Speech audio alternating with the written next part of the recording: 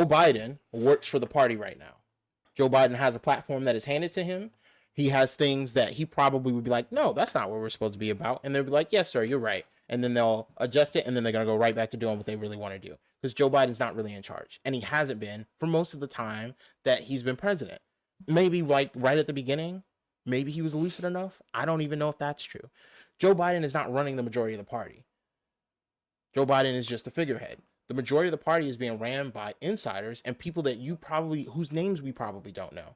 So my problem is, at the end of the day, the party wants to continue fracking. So they're doing all the lobbying. They're hiring. I'm sorry. They're amenable to whatever lobbyists come in for all of the fossil fuel industries. That's why we are doing more oil drilling. That's why we're doing more natural gas. Even some of That's those why we're oil not drilling pushing nuclear. Even some of those oil drilling, I think nuclear is different because there's a difference of opinion. I do think that that's a thing, but with the oil drilling, he's pulling some of those. No, listen, what I'm saying. I know he's pulling some of those approvals back. Why? No, because according to them, it's because of climate change. No. Now you can say, "Oh, I don't believe him." What has changed from when he signed to have it happen? He was criticized heavily by the Sunrise Movement and by the left. That's what happened. The only thing, he's running for president. Right. The only thing that's changed is they didn't actually get any value out of having those permits out there before the next election rolled around. So they're pulling them back now, so that after he gets elected again, they can put him right back. I don't know, Elliot. This is the dance, and I am issue. I am no after issue Biden after fan. issue. It's not about Biden. It's just that I want you to I want to be nuanced in this discussion because I hear what you're saying. You're completely in the camp of Biden is basically sentiently gone. There's no more basically Biden making all these decisions. You think that the party itself is the cancer here, is the problem. Yes. I hear you. And also to a degree, I agree with you because I do think that the party is so focused on being corporate friendly that they have disregarded the actual voters. And so they go on this shaming us but the one pushback that I do have about this, it's like three things. But one, if we don't vote for the Democratic candidate, yes, Trump coming into office is bad. Now, you can say, well, it's not so bad that I think that the lesser of two evils is a better option. That's fair. But you have to admit, Elliot, us saying, okay, well, we can't vote for Biden because Biden is not a good option, and here's these well thought out reasons, and then if Trump gets elected, you can't then say, well, that had nothing to do with the decision that we made. Here's the problem, okay? Uh-huh. I am not arguing that, it's not going to have consequences. What I'm arguing is the consequences aren't as bad in the long run. I think they might vote for Biden. I think if we do not make a point of saying, hey, this is too far, what can the Democratic Party do to you as a voter? Like, what can they do as an institution that will make you remove your support from them? And that's what I have to keep asking people. And for me, when you declare that you are not a democratic institution and what is ostensibly supposed to be a democracy, and you're called the Democratic Party, it's not a good look for us to support you. And again, this is on the federal level. Locally, even at the state level, I would say support your Democratic Party. Go look at the platform of the state level and the local level people. We actually got some halfway decent state and local level Democrats in the place we live. So I want to be super clear. I don't mean the party entirely, but on the federal level, on the national party, the way that they operate in media, the way that they operate with candidates, and the specific things that they are doing, I think are dangerous. I hear you, and I actually do. I'm telling you, Elliot, and if we don't, I agree with you. If we don't force them to change directions by showing them, hey, no, you don't understand. And I think the other part of the problem is if it was just me and the general sentiment weren't that, if I thought the majority of normal Democratic voters didn't also kind of feel like this, I think it would be different. So in 2020, the moment was different, right? Everybody was kind of like, well, listen, Joe Biden ain't great, but it is what it is. But this man can't speak. And the party, I don't know how else to say it. The party has chosen to say, hey, We know he can't speak. You know he can't speak. He literally can't do a 30-minute conversation. He can't win a debate. We know that, but we don't care. We don't care that everybody wants a different person. And there are plenty of people who are in the race who actually might be better. It's like 75% of the country because the Democratic Party has not the Democrats of the country. It's crazy. I know, but the party has given up on democracy. And to me, that should mean we give up on them until they get their act isn't together. it sad that not only has the Democratic Party given up on democracy, but the Republican voters don't want democracy. So That's not true. When Trump, no, but hear me out. When Trump, to me, Trump is one of the most fascistic people we have to contend with right now, in my opinion, because any person that is willing to spearhead stealing an election, even under his unjustified thought process of he's stealing it back, right? I feel like if it would have worked and Trump would have stolen that election, yeah, he'd have been all for it. Yeah, he would have been totally on board for that. I didn't steal it. It was mine anyway. Right. And so, to me, I hear you. And Elliot, you actually have made some compelling points about the Democrats being against democracy in a lot of ways that I haven't even put those two things together. I see what they're doing, and I know it's bad. But, my first point of pushback is, yes, Trump getting elected is a problem. Because I don't think Trump is going to leave. I don't. I don't think that some weak Democrat that comes in 2028 is going to be able to actually get him to leave. I think here's the problem that I have, okay? Okay. The reason Trump is going to have to leave is because nobody is going to say, oh, well, and when I say nobody, I mean the rest of the country. People who hardcore rock with Trump, they'll elect him king of the country for forever. That's going to be their They don't care at all. But the rest of us who recognize and have actual power over normal process and normal democracy are going to say, no, you got to leave after 4 years. So maybe you get to be king of everything, for this 4 years because you won the election. All right, fine. I was just thinking about all the damage that he's going to do in 4 years again. That's the part where I won't be able to get. Here's my worry, okay? And this has been my worry the entire time. We look at the damage that Trump can do because he's trying to do damage to the government and to the country. Correct. He is. We are not looking at the damage that is being done by all of the other people who are not fixing problems that they have the ability to fix. I'll give you a perfect example. Have you been paying attention to this disclosure stuff? Disclosure stuff? Yeah, the UAP, UFO stuff. I have. You saw the Mexican government thing? Yes, I did. Yeah, I have. That may or may not be real. I know. I said that when I saw it. Yeah. But it might not be real. It would be weird for them to say it's real and then it to not be real. So I don't know. This particular guy's got a history, so there are some questions, and I think here's the problem. Okay, and why do those aliens look exactly like the aliens from TV? They look like E.T., but they should look like something that I don't know. To me, I was surprised that the aliens look like what I thought they would look like. Here's the conspiracy. That was my thing. The conspiracy theory is Steven Spielberg has had real interactions with aliens, or at least with our government programs of aliens, because he got several movies where he's kind of on the nose. What is it? Close Encounters of the Third Kind and E.T. and Signs. All of those movies have references. That kind of looking aliens. Well, and E.T. The extraterrestrial. Those aliens look exactly like them. But, and so for those who don't know, we are UAP. We're specifically talking about the fact that aliens have been basically uncovered by the government's finally said, yes, there are aliens and they have been on Earth. No. And yes, it is. The government has not said that. The government of Mexico? The government of Mexico has not said that. No, it was a hearing. That was a government hearing. So let me specifically clarify, because this part is important. There was a hearing, but the hearing was kind of like an open comment period. So that guy was just one of the people who was coming basically to make public comment. And that was his public comment, was unveiling these aliens. I thought that was the Senate of Mexico. No. Oh, okay. So it was it was in the chamber, of their Senate, of their Congress, or whatever the equivalent is. But he is just a citizen making a public presentation. How did he get alien remains and just hold them? Well, long story short, he found them in Peru. He brought these out in like 2017. There are videos of people, quote unquote, debunking him, saying there's alien bones in it, and it's not really. I'm sorry, there are animal bones that somebody just put together, kind of like, you know, the monkey sewed onto a fish body, and they called it a mermaid back in the day. Like, people are saying that it was that. But if you watch a lot of these debunk videos, they're just conjecture. Hey, I bet this is fake, and this is how it would be fake. There's nobody who said, hey, I went and I did my own independent analysis, and they're fake. And that's what needs to happen. To bring it back to my Democrat point, okay?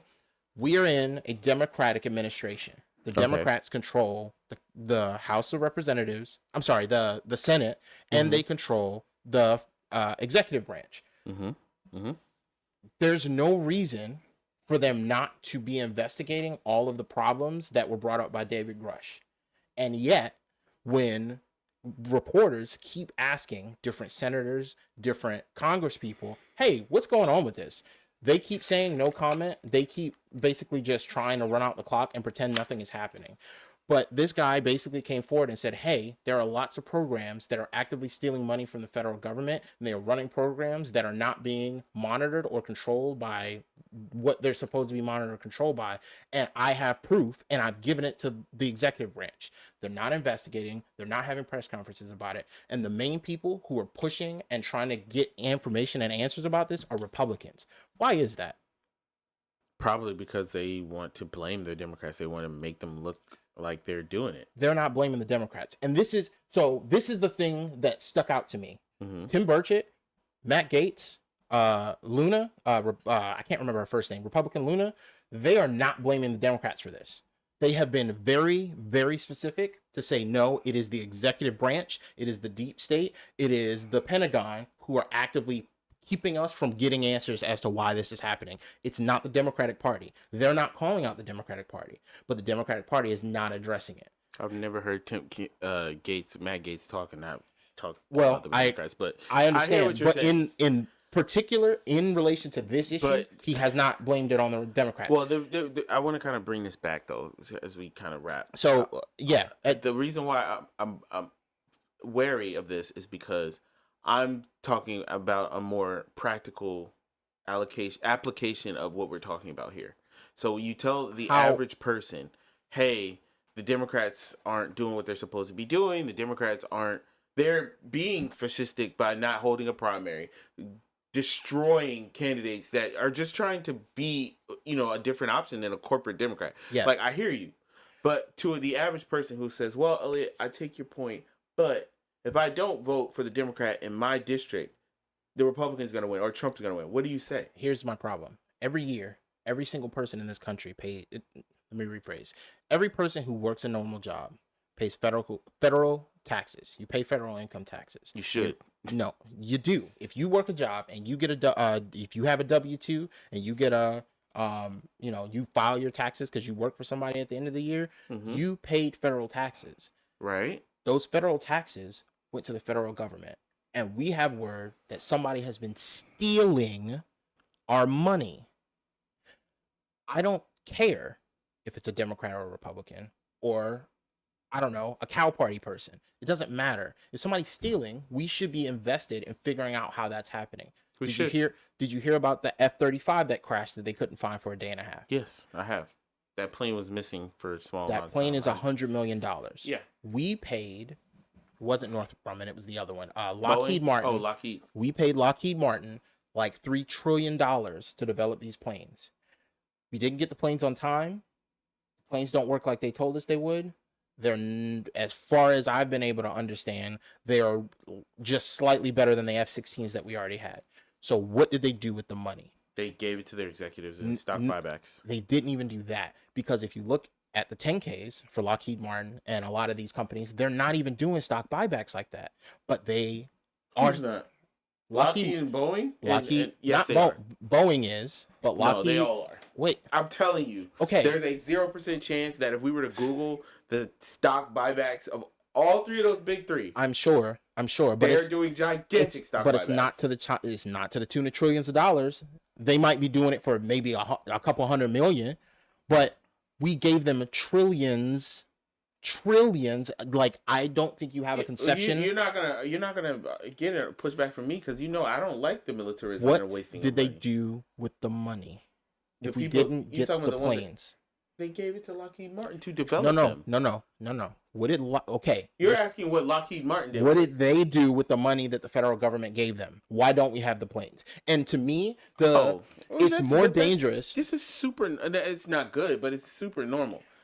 I This has know. been happening forever. It's the war machine. We give them a crap ton of money. They provide us with garbage information. And what I'm saying okay. The only reason that the war machine gets to continue is because we keep voting for a party saying, "Hey, the other party is worse." And it's crazy to me because the Republicans on this issue in particular are worse. No, they're not. On war? What?